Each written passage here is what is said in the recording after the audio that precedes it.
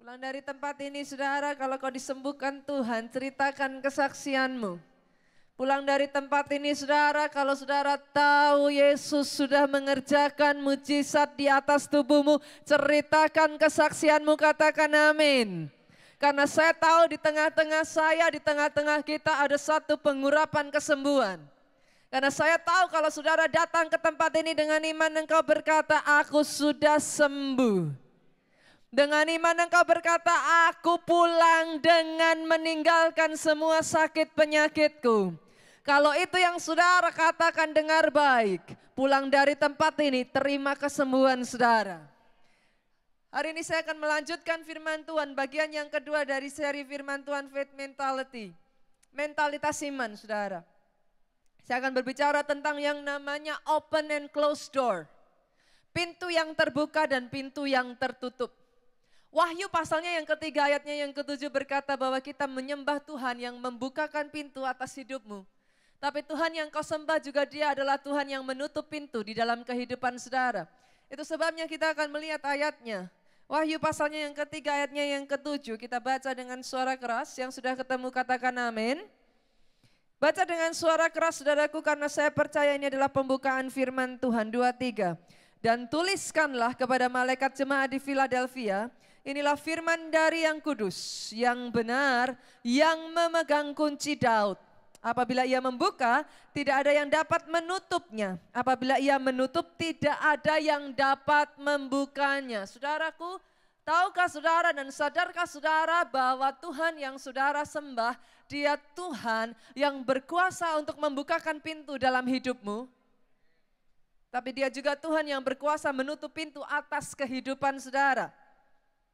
Ada banyak orang Kristen tidak menyadari, tidak memahami kebenaran ini saudaraku. Tidak sedikit orang berpikir bahwa Tuhan yang saudara dan saya sembah hanya Tuhan yang membuka pintu atas kehidupan. Maafkan saya saudaraku, saya harus berkata pada saudara, that is so wrong. Saudara harus menyadari bahwa Dia adalah Yesus Tuhan yang memegang kunci Daud. Dia memegang otoritas dan kekuasaan untuk membukakan pintu, sama halnya untuk menutup pintu. Kalau Dia sudah membuka pintu, tidak ada seorang pun yang bisa membukanya, katakan amin. Tapi kalau Dia sudah membuka pintu, tidak ada seorang pun yang bisa menutupnya, katakan amin juga saudaraku. Itu sebabnya dengar baik pada pagi hari ini saudara, bersukacitalah atas setiap pintu-pintu yang dibukakan Tuhan dalam hidup saudara. Tetapi tetaplah mengucap syukur atas pintu yang masih tertutup dalam kehidupan saudara. Mengucap syukur saudara ketika doamu dijawab, katakan amin. Tapi tetap bersukacitalah kalau doamu belum dijawab. Mengucap syukurlah kalau anak yang saudara nantikan Tuhan berikan atas kehidupan saudara. Tapi tetaplah bersyukur kalau Tuhan belum memberikan dalam kehidupan saudara. Ini juga yang terjadi di dalam kehidupan Maria Marta saudara. Pada saat mereka berkata kepada Yesus, segeralah datang. Lazarus saudara kami sedang sakit keras. Tapi apa yang Yesus lakukan saudaraku? Buka ayatnya di dalam Yohanes pasalnya yang ke-11, ayatnya yang ke-3 sampai ayatnya yang ke-6. IMM bisa dibukakan Yohanes pasalnya yang ke-11 ayat 3 sampai ayat ke-6 IMM. Mari kita baca saudaraku, kita baca bergantian. Saudara, saya akan bacakan ayat yang ke-3, saudara baca ayat 4, ayat 5 saudara baca. Kita bergantian, ayat 6 kita akan baca bersama-sama, 2-3. Dan Lazarus yang sakit itu adalah saudaranya. Kedua perempuan itu mengirim kabar kepada Yesus, Maria dan Marta. Maksudnya saudaraku, Tuhan Dia yang engkau kasih sakit. 4 dengan suara keras.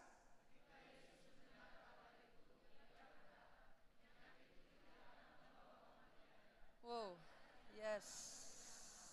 Yesus memang mengasihi Marta dan kakaknya dan Lazarus. 6 bersama, namun setelah didengarnya bahwa Lazarus sakit, ia sengaja tinggal. Alkitab mengatakan Yesus sengaja tinggal 2 hari lamanya, saudaraku. Dengan kata lain, Yesus sengaja menunda kedatangannya. Berapa kali di dalam kehidupan kita, saudaraku, saudara berdoa untuk sebuah jawaban doa dan seolah-olah Tuhan menunda jawaban doa. Berapa banyak dari saudara yang berdoa supaya usaha saudara disembuhkan, berapa banyak yang seperti Maria dan Marta, saudara berkata, Yesus cepatlah datang. Yesus cepatlah datang. Tapi alih-alih Yesus segera datang, dia menunda. Berapa banyak dari saudara yang saudara merasa jawaban doa itu seolah-olah ditunda. Sehingga sebagai akibatnya bukannya usahamu dibangkitkan kembali, sehingga sebagai akibatnya bukannya usahamu disembuhkan kembali, usahamu dipulihkan kembali. Sama seperti Lazarus, dia mati, saudaraku. Apa yang kau harap-harapkan tidak kunjung datang, bukankah seringkali itu juga yang terjadi atas kehidupan kita? Tapi kita lihat selanjutnya, saudara, apa yang Yesus katakan. Ayat yang ke-14. Saya bacakan buat saudara. Sampai ayatnya yang ke-15.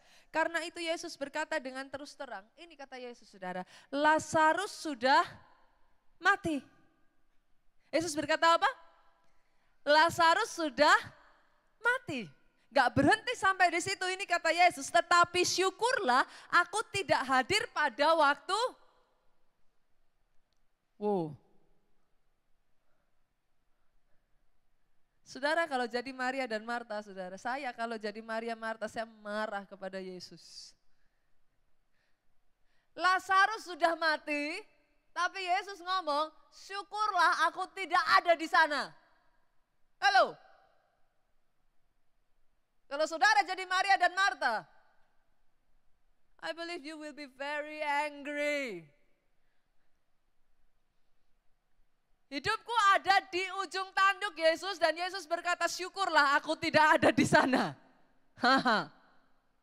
Saudara mengerti yang saya maksudkan? Dan bukan sampai di situ saja, saudara. Saudara baca selanjutnya, ini yang lebih parah. Apa kata Yesus? Baca dengan keras, apa kata Yesus, saudaraku? Sebab demikian, yang benar saja. Yesus sudah keterlaluan. Sabar juga ada batasnya. Saudara mengerti yang saya maksudkan? Kalau saya jadi Marta dan Maria, saya akan berkata yang benar saja. Apanya yang lebih baik? Tapi dengar baik, saudaraku, saya bersyukur firman Tuhan tidak berhenti sampai di sini. Saya bersyukur, dengar baik, ini yang Tuhan mau jadi atas kehidupan setiap saudara dan saya. Kita baca selanjutnya bersama dengan suara keras 2, 3. Supaya kamu dapat belajar percaya. Katakan amin yang paling mantap di tempat ini.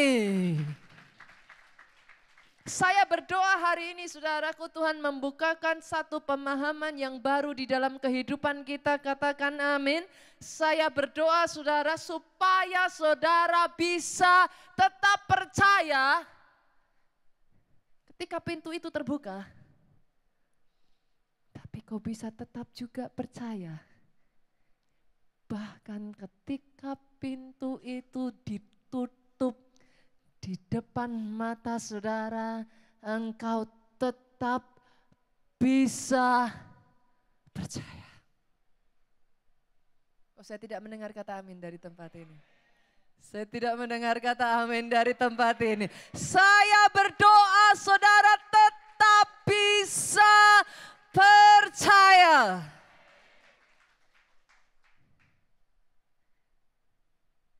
Pertanyaan saya, saudara. Jujur,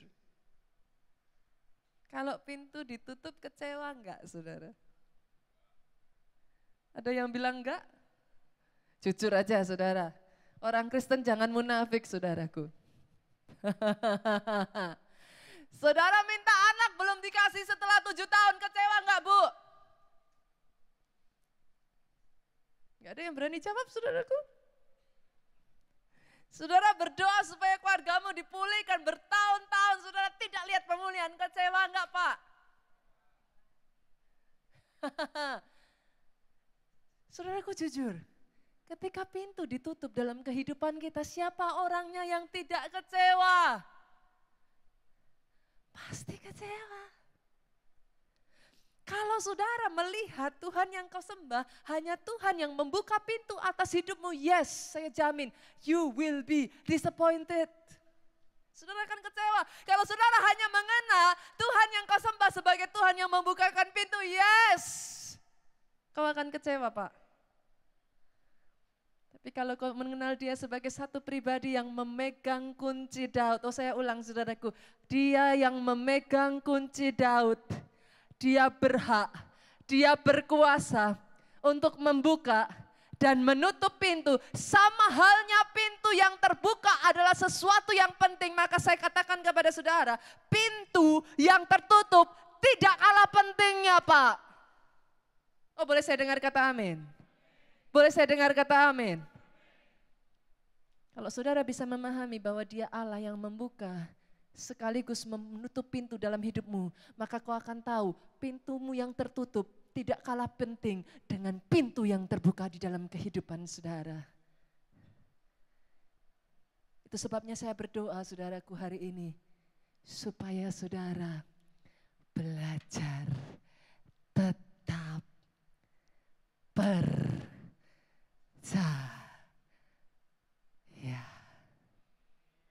Oh aminnya bisa lebih dahsyat dari itu. Aminnya bisa lebih dahsyat lagi. Saudara tepuk tangan yang paling meriah buat Yesus Tuhan kita. Kenapa saudaraku? Yesaya 55 ayatnya yang ke-8 dan 9 berkata, rancanganku bukan rancanganmu. Apa kata Yesus? Jalanmu bukan jalanku. Demikian firman Tuhan, sejauh langit dari bumi. Demikian apa saudaraku? Jalanku dari jalanmu. Dan apa? Rancanganku dari rancanganmu. Kadang kita tidak pernah mengerti saudaraku. Maria Marta berdoa untuk sebuah kesembuhan, alih-alih yang mereka terima adalah kematian. Tapi saya bersyukur ayat itu tidak berhenti sampai di situ. Kita lanjutkan saudaraku, Yohanes pasalnya yang ke-11. Oh kita lihat saudara. Yohanes pasalnya yang ke-11, ayatnya yang ke-39 sampai 45. Apa yang terjadi? Kita baca bersama saudaraku, bergantian 39 saya bacakan, saudara 40 dan seterusnya. Kata Yesus, angkat batu itu. Marta, saudara orang yang meninggal itu berkata kepada Yesus, Tuhan, dia sudah berbau. Sudah 4 hari ia mati. 40 dengan keras.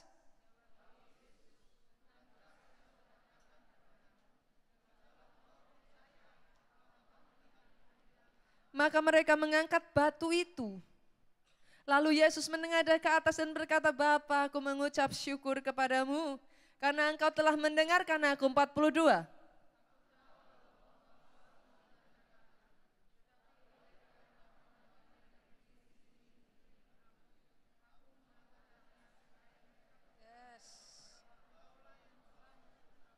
Dan sesudah berkata demikian berserulah ia dengan suara keras. Kata Yesus apa saudaraku? Lazarus marilah keluar. 44 dengan suara keras.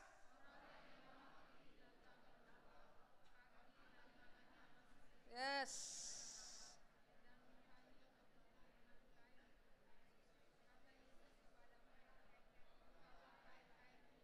Biarkan ia pergi 45 bersama. Banyak di antara orang-orang Yahudi yang datang melawat Maria dan yang menyaksikan sendiri apa yang telah dibuat Yesus percaya kepadanya. Bukan kesembuhan yang Tuhan Yesus berikan.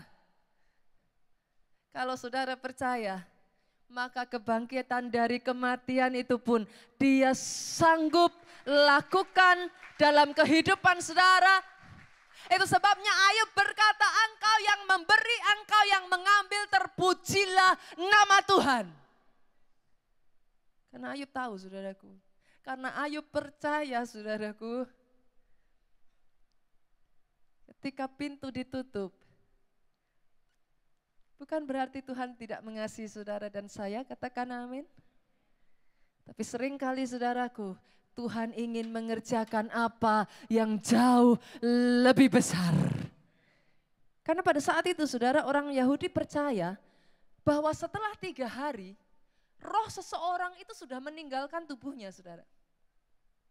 Kalau saudara baca, Yesus sengaja menunda 2 hari, sehingga dia datang pada saat Lazarus sudah meninggal di hari keberapa, saudara?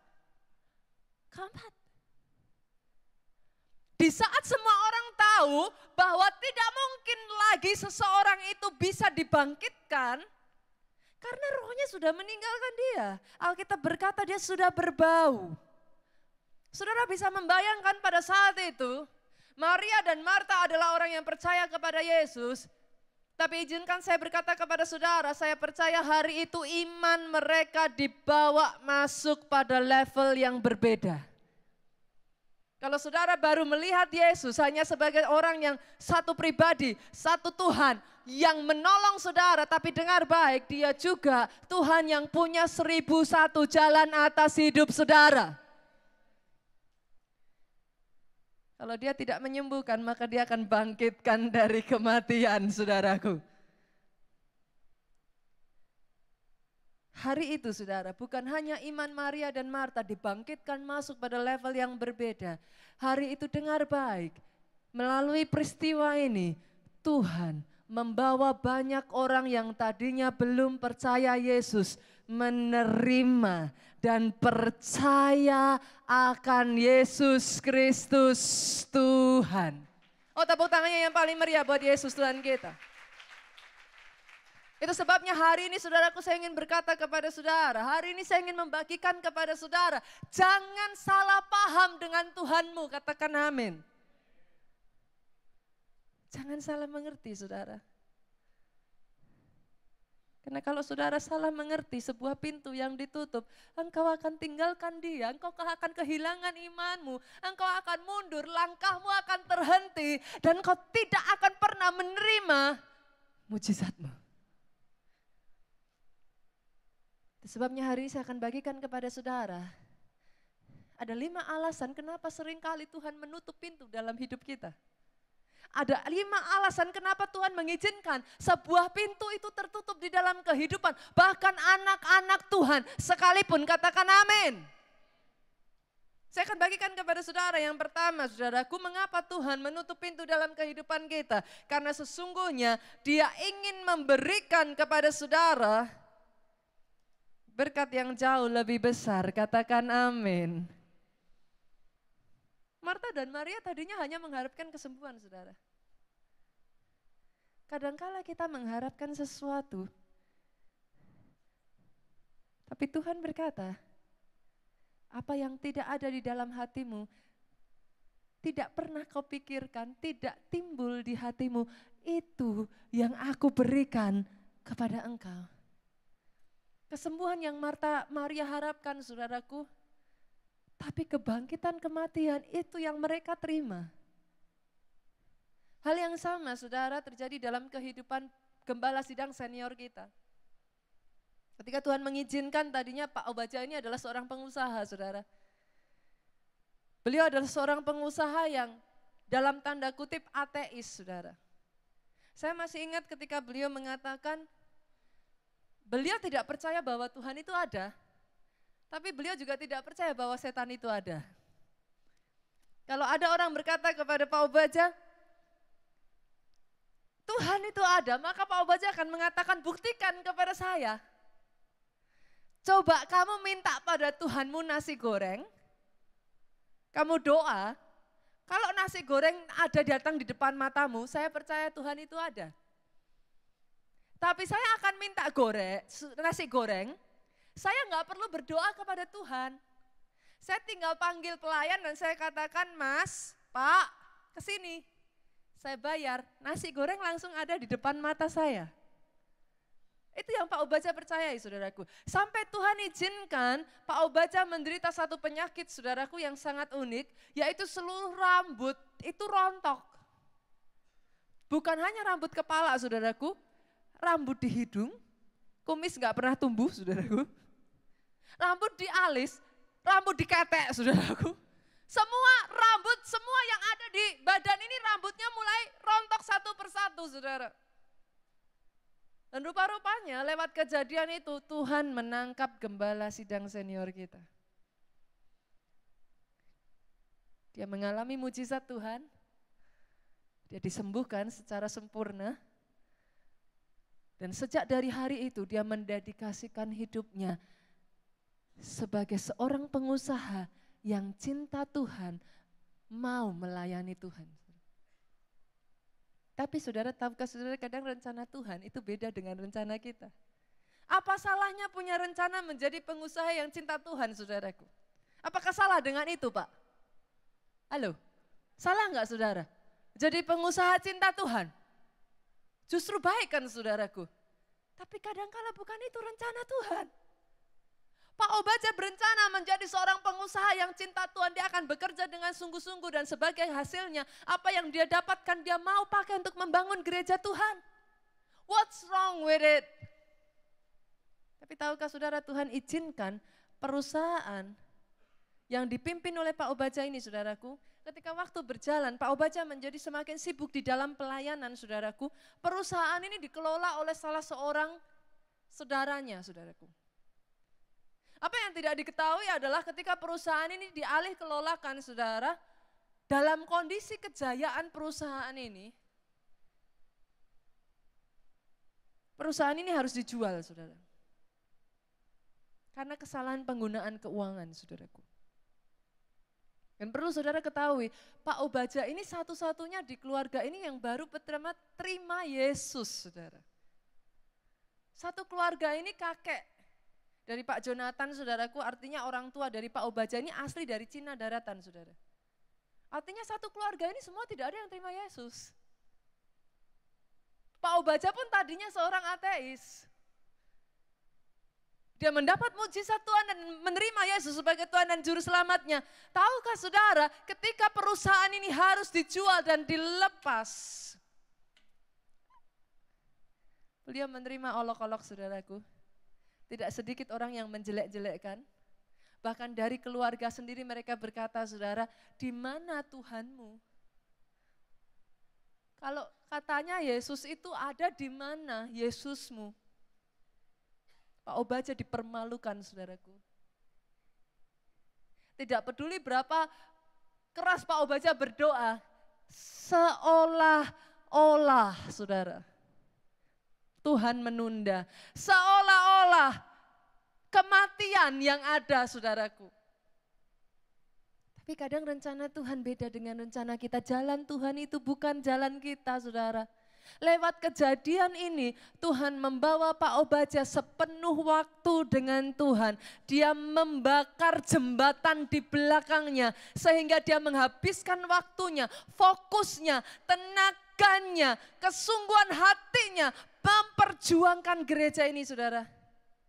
Sehingga dari 7 orang sampai dengan detik hari ini saudara bisa melihat lebih dari 35.000 orang Tuhan sudah bawa untuk mengenal Yesus sebagai Tuhan dan Juru Selamat. Pada saat itu saudaraku tidak ada yang bisa berkata itu semua baik saudara. Tapi saya berdoa supaya engkau bisa belajar untuk percaya.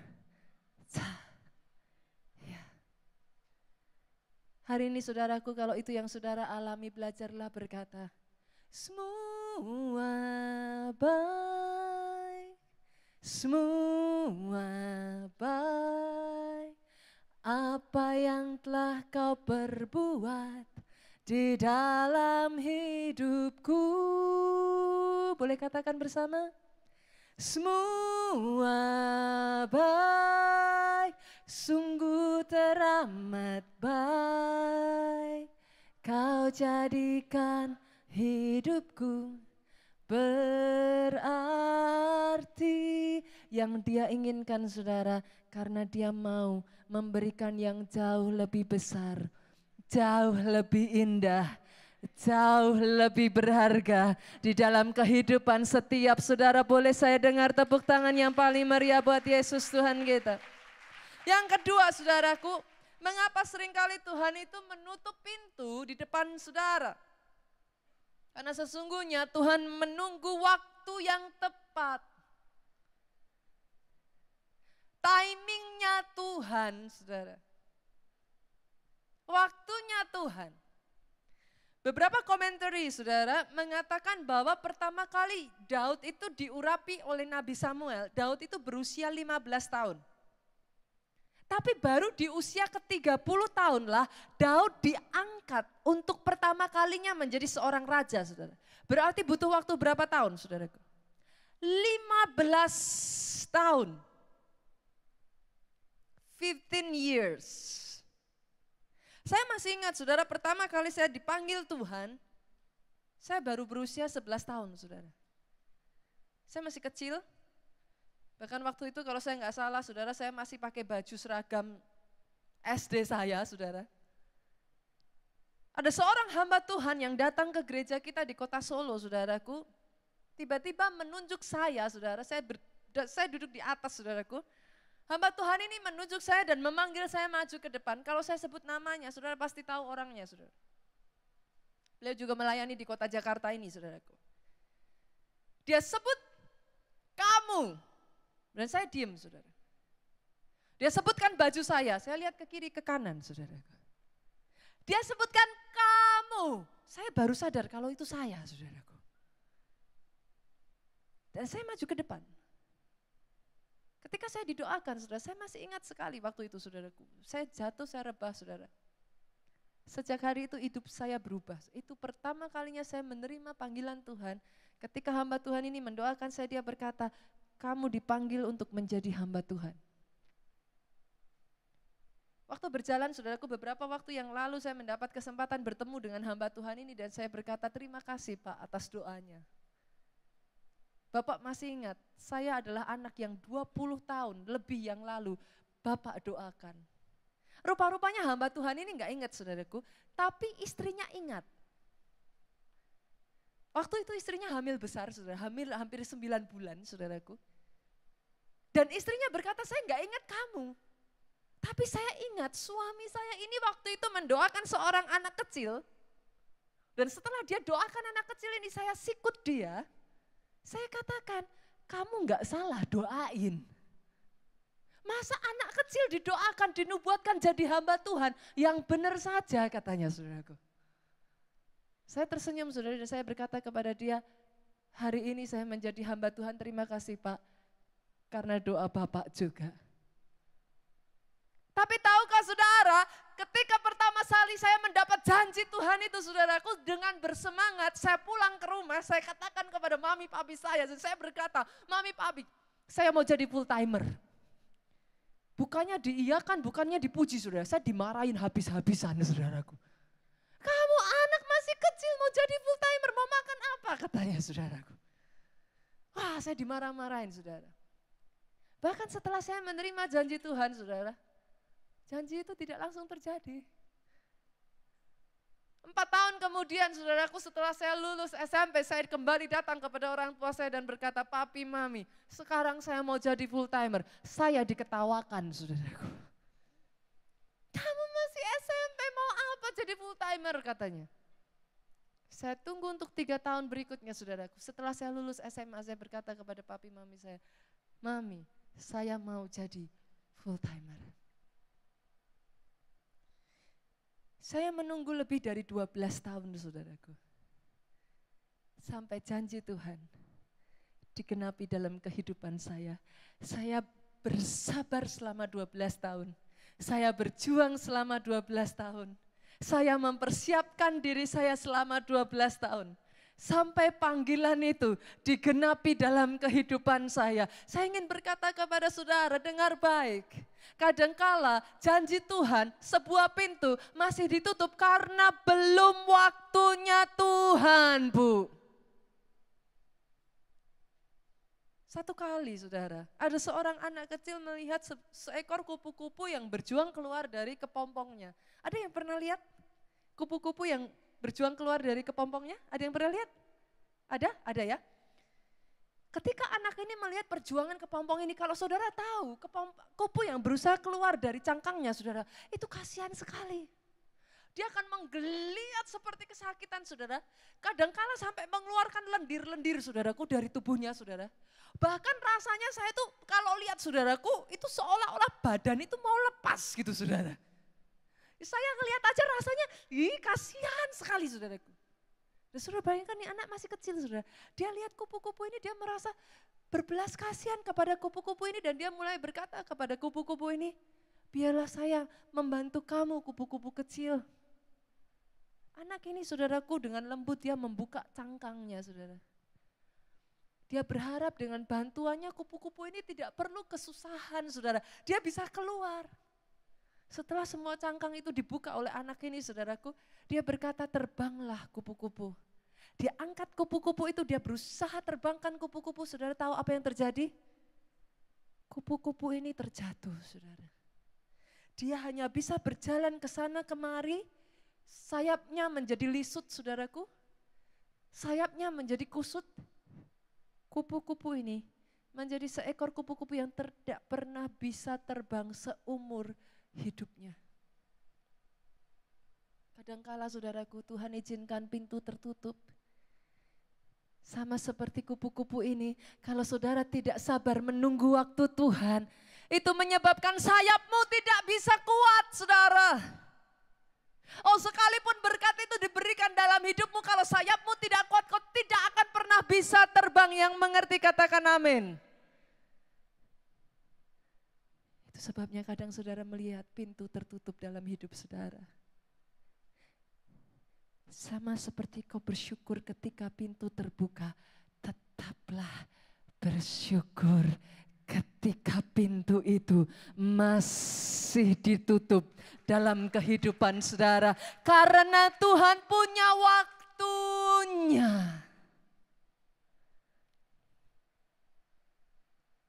Jalan Tuhan bukan jalanmu.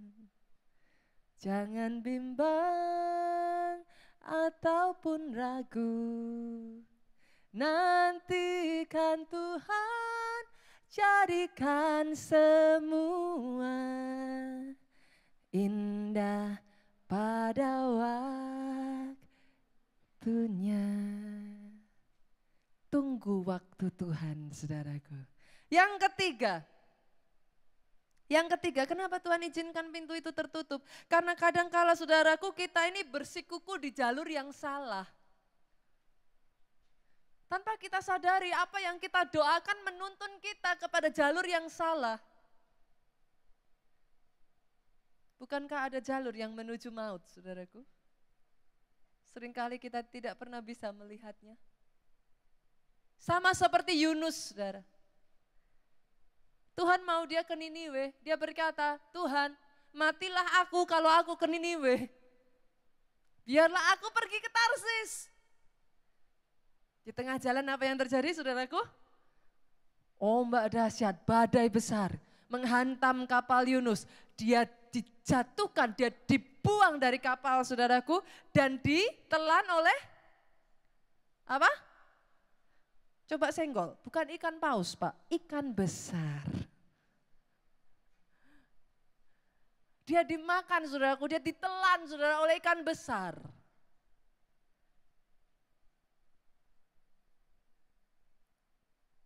Ini juga yang terjadi dalam kehidupan Frank Slasak saudara. Seorang guru yang punya cita-cita untuk menjadi astronot dan terbang ke bulan saudara. Satu hari saudaraku, ada satu pintu yang seolah dibuka untuk dia bisa mencapai cita-citanya saudara. Tiba-tiba NASA membuka satu pendaftaran bagi para guru saudaraku yang ingin terbang ke bulan saudara. Hanya dipilih sangat sedikit orang, sedangkan pendaftarnya itu 45.000 orang saudara. Saudara bisa bayangkan, Frank Slasak ini berharap cemas saudaraku. Dari semua uji-uji dan semua yang dilakukan saudaraku, dari 45.000 orang dia terpilih dalam 10.000 orang.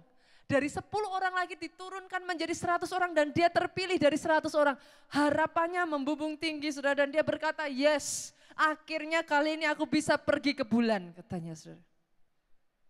Tapi alangkah kecewanya Frank Slasak ini ketika pengumuman mengatakan bahwa yang dipilih adalah Christina Aufleaf, saudaraku. Namanya susah, saudara. Frank Slasak ini tidak terpilih, saudara. Tiba hari di mana roket ini diluncurkan, saudaraku. Frank Slasak ada berdiri di sana dan dengan bercucuran air mata dia berkata, why Lord? Kenapa Tuhan? Kurang keras apa aku berdoa Tuhan? Tapi jawaban itu muncul 73 detik saudaraku kemudian setelah pesawat Challenger diluncurkan dari muka bumi saudaraku. 73 detik kemudian saudaraku pesawat ini meledak di udara saudara. Dan tahukah saudara ini adalah perkataan dari Frank Slasak. Setelah dia mengalami semua yang dia alami, saudaraku, saya akan bacakan satu perkataan yang begitu luar biasa yang dia katakan, saudara. Semua terjadi karena suatu alasan. Aku tidak terpilih dalam penerbangan itu walaupun aku sangat menginginkannya. Karena Tuhan memiliki alasan lain untuk kehadiranku di muka bumi ini. Aku memiliki misi lain dalam hidupku. Aku tidak kalah, aku seorang pemenang. Aku menang karena aku telah kalah. Aku, Frank Slasak, masih hidup untuk bersyukur kepada Tuhan. Karena tidak semua doaku dikabulkan. Frank Slasak masih hidup saudaraku. Karena Tuhan tidak mengabulkan doanya. Kadangkala pintu yang tertutup sama pentingnya dengan pintu yang terbuka. Tetaplah mengucap syukur ketika pintu itu ditutup dalam hidupmu. Sebab Tuhan tahu yang lebih baik. Yang saat ini tidak bisa saudara lihat, katakan amin. Dia tutup pintu itu karena dia mengasihi saudara. Yang keempat saudara, kenapa Tuhan menutup pintu dalam kehidupan seseorang? Karena Tuhan lebih tertarik. Pernahkah saudara merasakan seringkali dalam sebuah proses, Tuhan itu tidak tertarik kepada hasil akhir saudara. Dia itu tertarik pada karakter kita di dalam proses. Yusuf saudaraku berteriak bertahun-tahun saudara. Selama masa-masa pembuangan, berapa kali dia berseru-seru kepada Tuhan dan tidak pernah ada satupun jawaban. Tanpa disadari itu adalah masa-masa di mana Tuhan membangun karakter Yusuf. Adalah baik kalau saudara jatuh ke dalam berbagai-bagai pencobaan karena Allah itu setia dan adil. Barang siapa percaya kepadanya, saudaraku, tidak akan binasa. Kalau saudara percaya kepada Allah yang setia dan adil, Dia akan menolong saudara tepat pada waktumu. Pada waktunya Tuhan Dia akan menolong saudara. Sama seperti pohon ara, saudaraku. Tahukah saudara bagaimana pohon ara ini ditanam, saudara? Benih dari pohon ara ini akan ditanam oleh seorang penanamnya dengan cara menindihkan saudaraku batu yang besar ke atas benih kecil ini saudara. Kalau saudara jadi benih kecil ini mungkin saudara akan berteriak, yang benar aja, ini yang nanam aku ini apa enggak mikir, aku masih kecil begini kenapa ditindih batu yang begitu besar. Tapi tanpa disadari si benih kecil ini saudaraku, batu itu diletakkan rupa-rupanya saudara untuk melindungi benih kecil ini dari tiupan angin. Dan yang kedua, batu itu diletakkan untuk melindungi benih kecil ini dari hewan yang berusaha untuk mengambil, saudara. Tapi di dalam ketidaktahuan benih ini terus berteriak, yang benar aja. Kenapa aku terus ditekan? Tapi ketika benih ini ditekan oleh batu tadi, saudara, rupa-rupanya akarnya terus tertanam masuk ke dalam. Dia menyebarkan akar-akarnya, saudaraku, semakin bertumbuh kuat ke dalam, saudara. Tanpa disadari si benih kecil ini, saudaraku, sudah menjalarkan akar-akarnya. Dan ketika akar itu menjadi kuat, saudara, dengan sendirinya benih ini muncul ke atas, saudara. Dia mendobrak batu di atasnya menjadi pohon ara yang besar.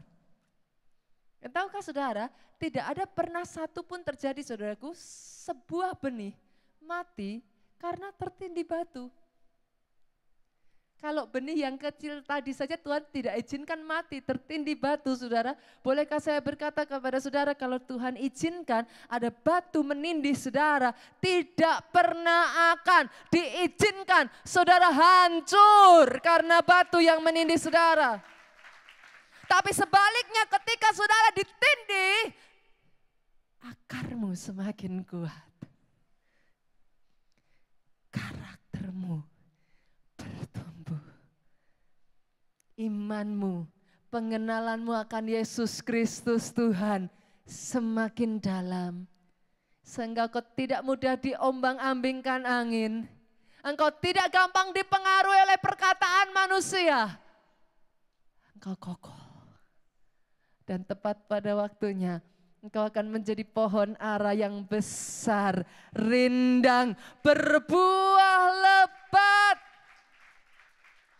Menjadi berkat bagi banyak orang, saudaraku. Yang terakhir, yang kelima, mengapa Tuhan menutup sebuah pintu, saudara? Adalah karena seringkali Tuhan ingin melatih kita untuk menanti-nantikan Tuhan. Berapa banyak yang tahu pekerjaan menunggu itu paling gak enak, saudara? Betul ya? Paling gak enak itu kalau dijawab nanti dulu. Satu kali seorang anak kecil, saudaraku, duduk di bawah kaki orang tua mamanya, saudara. Mamanya sedang menyulam, saudara, dan anak kecil ini berkata kepada mamanya, ayo ma, cepat. Mamanya sambil tersenyum kepada anaknya dan berkata, nanti dulu nak, sabar. Anaknya jengkel, saudara. Dia melihat ke atas dan yang dia lihat ketika mamanya menyulam, saudaraku, dia melihat dari bawah. Saudara pernah melihat sulaman dari bawah? Benang yang sudah begitu berantakan, saudaraku, menyimpang ke kanan, menyimpang ke kiri, tidak ada bentuk dan aturannya, saudara. Dan ketika anak ini melihat ke atas, dia berkata, apa sih yang dikerjakan orang tuaku ini, mamaku ini? Tidak beraturan. Bukankah seringkali ketika kita melihat ke atas, kita berkata, Tuhan apa sih yang kau kerjakan dalam hidupku? Kenapa tidak beraturan dan seolah-olah tidak ada bentuknya? I don't understand. Saya tidak mengerti Tuhan. Saudara terus berkata, kapan? When? Why? Betul saudaraku? Sampai ibu ini mengangkat anaknya. Mendudukannya di pangkuannya. Dan alangkah kagetnya anak ini, dia melihat sulaman bunga yang begitu cantik dengan kupu-kupu yang sangat indah berada di sekeliling bunga-bunga tersebut, saudaraku. Tahukah saudara, dia sedang menyulam hidup saudara. Dari bawah kau melihat seolah tidak ada aturan, tidak ada bentuk, tidak ada ujung pangkalnya. Tapi sesungguhnya satu sulaman yang indah dia sedang kerjakan atas hidup saudara. Itu sebabnya belajarlah untuk tetap percaya. Saya mau para pemain musik maju ke depan, saudaraku. Worship leader singer, saya akan tutup firman Tuhan ini.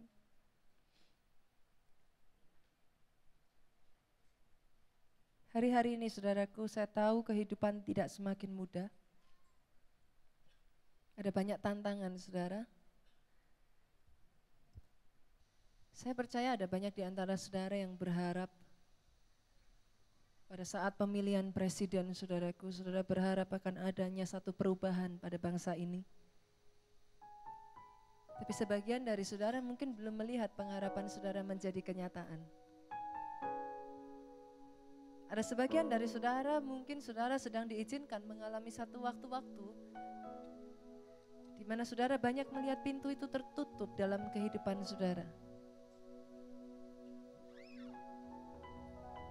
Tapi hari ini firman Tuhan mengingatkan kembali kepada setiap kita, saudaraku, justru di masa-masa ini jangan kehilangan imanmu.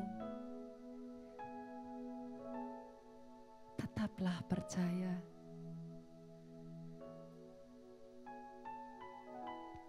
Karena kalau saudara tetap percaya dan tidak kehilangan iman percayamu, tepat pada waktunya Dia membuat segala sesuatu menjadi indah dalam kehidupan saudara.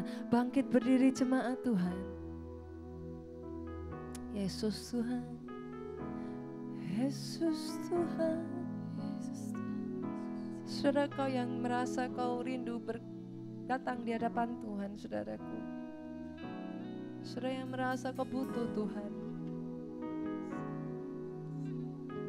Sama seperti anak kecil ini, engkau tidak bisa melihat hasil karya Tuhan dalam hidupmu. Dengan tidak sabar engkau terus berkata, kapan Tuhan? Kapan? How long? Berapa lama aku harus menunggu Tuhan? Berapa lama aku harus menantikan jawaban-Mu? Kalau itu yang saudara katakan dalam hatimu, saudaraku, datang di hadapan Tuhan, engkau yang bisa berbahasa roh. Angkat suaramu. Neburaka. Oh para masidara. Para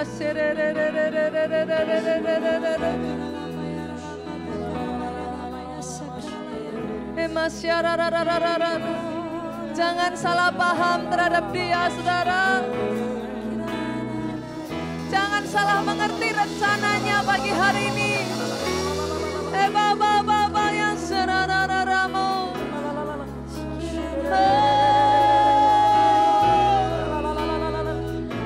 Karena yang saya tahu, rancangannya adalah rancangan yang mendatangkan kebaikan. Barama yang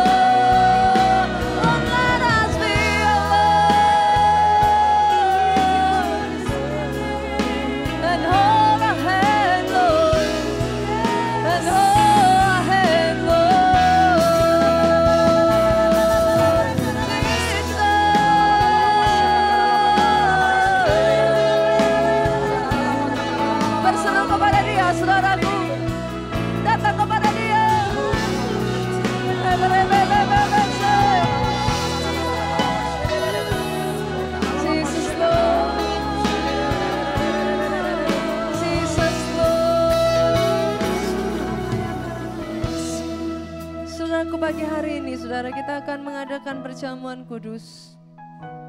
Saya mengundang setiap petugas perjamuan kudus boleh maju ke depan. Kedangkan tanganmu saudaraku.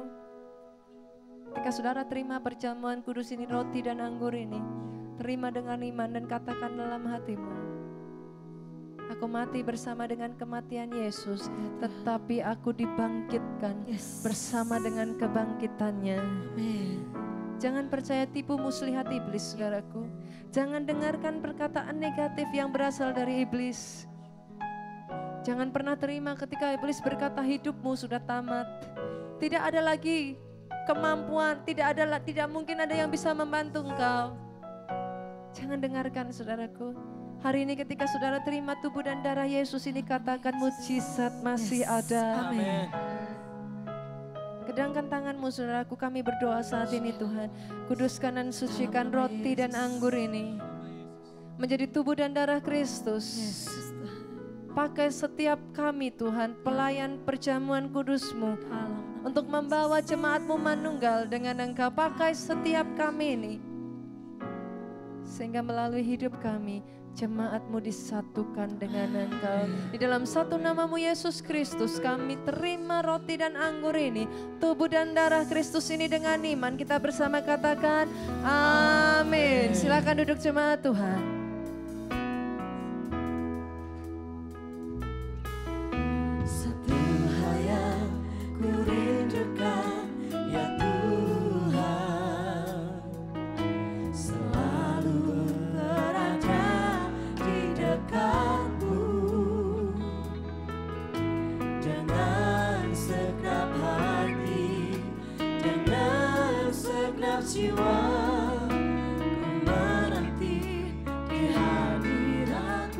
Pakai waktu ini saudaraku, jangan melihat ke kiri dan ke kanan. Satu hal yang ku rindukan, tapi pakai waktu ini saudara, bersekutu dengan Tuhan, cari wajah Tuhan.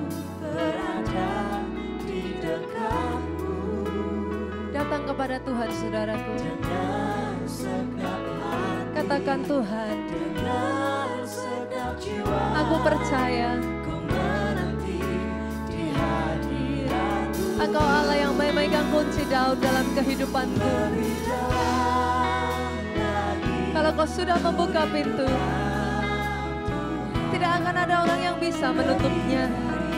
segala yang ada, Tapi aku percaya pada pagi hari ini, lebih dalam lagi. kalau Tuhan menutup pintu dalam hidupku, Oh Yesus, ku mengasihi. ada rencanamu yang indah. Katakan saudaraku, lebih dalam lagi ku rindukan Tuhan. Lebih Di atas segalanya Tuhan, segala yang ada, Engkau yang terutama. lebih dalam Ajar kami untuk belajar tetap percaya kepadamu Tuhan. Yesus, ku Ajar kami untuk belajar mengangkat tangan kami di hadapan-Mu Yesus. Katakan Jesus. ku rindukan Ajar kami untuk memandang Engkau dan Engkau saja Yesus. segala yang ada. Sebab pertolongan kami datangnya dari tempat yang tinggi. Oh kami tahu semua akan indah pada waktu-Mu Yesus. Bangkit berdiri jemaat Tuhan. Katakan lebih dalam. Ku rindukan Tuhan, lebih dari segala yang ada. Lebih dalam lagi, ku cinta Kau Yesus, ku mengasihi-Mu. Yesus Tuhan. Saudaraku, angkat tangan, roti itu di tangan kanan saudara tinggi-tinggi. Malam ketika Yesus mengadakan perjamuan untuk yang terakhir kalinya bersama dengan murid-muridnya. Dia mengambil roti itu, mengangkat roti itu, sesudah itu ia mengucap syukur ke atasnya, lalu memecah-mecahkannya dan berkata, inilah tubuhku, tubuh yang diserahkan bagi kamu sekalian. Perbuatlah ini menjadi peringatan akan aku. Apakah saudara percaya bahwa roti yang ada di tangan kanan saudara adalah tubuh Yesus? Amin. Tubuh yang dipecah-pecahkan untuk menebus dosa saudara dan saya. Kita makan dengan iman saudaraku dalam nama Yesus.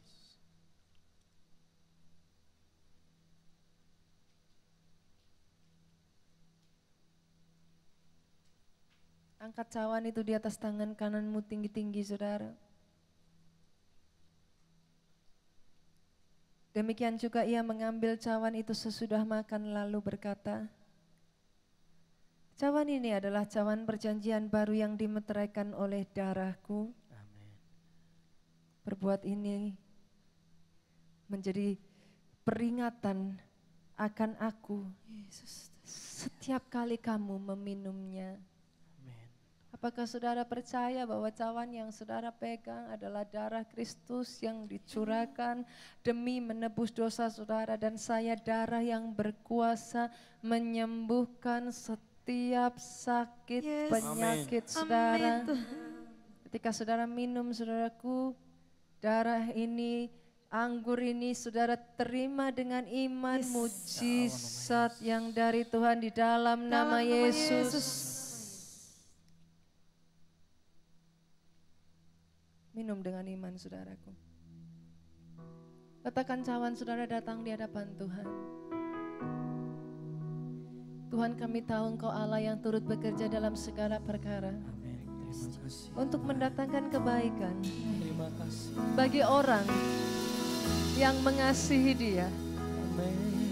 Saat ini kami datang di hadapan-Mu Tuhan, kami mengangkat tangan di hadapan-Mu. Kami mengatakan kepadamu, Lord, I give you thanks. I give you thanks. I give you thanks. Terima kasih Yesus. Lord, I give you thanks. Oh, everything.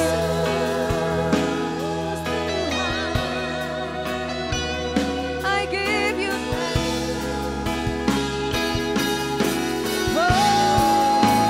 oh,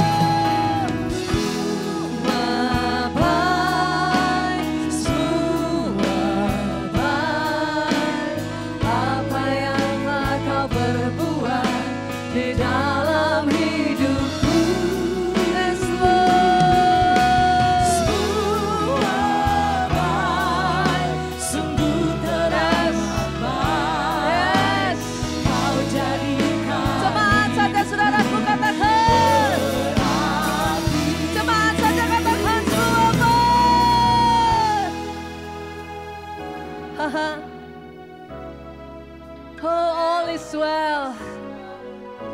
All is good. All is well, my soul. Semua baik. Biarlah ini menjadi iman saudara hari ini, saudaraku. Angkat kedua tangan.